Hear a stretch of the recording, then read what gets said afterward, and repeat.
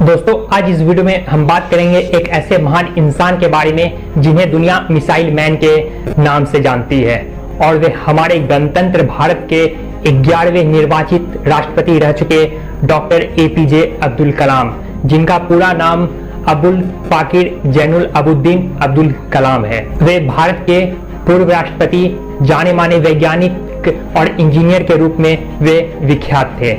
उन्होंने सिखाया कि जीवन में चाहे कैसी भी परिस्थितियां क्यों न हो, अगर आप अपने सपने को पूरे करने की ठान लेते हैं तो उसे आप जरूर पूरा कर सकते हैं। अब्दुल कलाम मसूदी के विचार आज भी युवा पीढ़ी को आगे बढ़ने के लिए प्रेरित करती है। इन्हें बैलिस्टिक मिसाइल और प्रौद्योगिकी के कार्यों में काम करने के लिए इन्हें भारत में मिसाइल मैन के भी नाम से जाना जाता है। अब्दुल कलाम ने 1974 में भारत द्वारा पहले मूल परमाणु परीक्षण के बाद 1998 में भारत के पोखरान द्वितीय परमाणु परीक्षण में एक निर्णायक संगठनात्मक, तकनीकी और राजनीतिक भूमिका निभाई। कलाम सत्तारूढ़ी भारतीय जनता पार्टी एवं भारतीय राष्ट्रीय कांग्रेस के समर्थन के साथ 2002 में भारत के राष्ट्रपति चुने गए।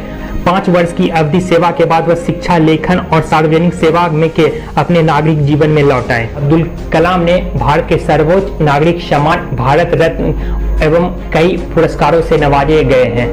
अब्दुल कलाम का जन्म 15 अक्टूबर 1931 को धनुषकोटी गांव रामेश्वरम, तमिलनाडु में एक मध्यवर्गीय मुसलमान परिवार में हुआ और इनका प्रारंभिक जीवन यहीं व्यतीत हुआ।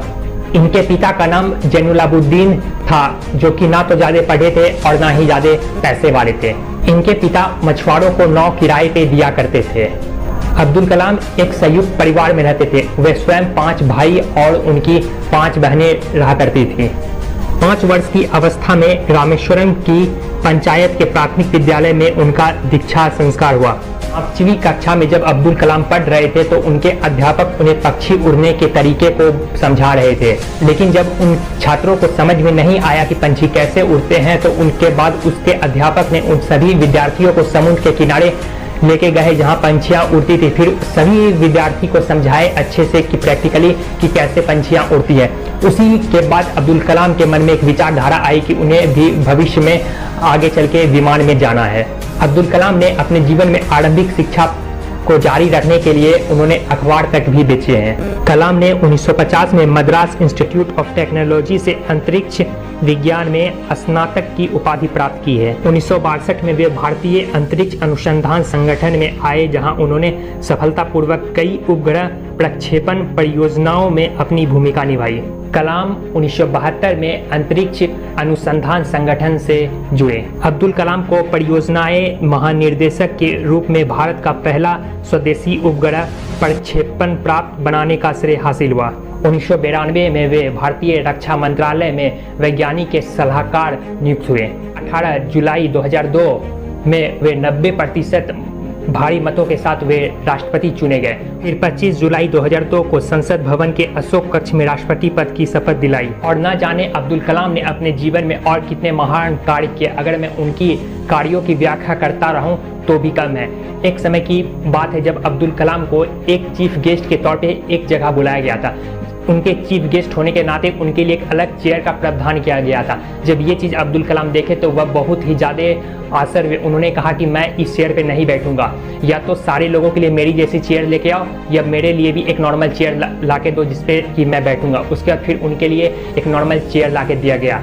एपीजे अब्दुल कलाम का मानना था हमारे जीवन में सारा व्यक्तित्व एक जैसा होता है, हर इंसान एक जैसा होता है, मानव में भेदभाव नहीं करना चाहिए क्योंकि सारे मानव एक जैसे होते हैं। यही विचारधारा उन्हें और भी महान बनाती थी उनके युग में, और इसी वजह से लोग आज भी उन्हें याद करते हैं।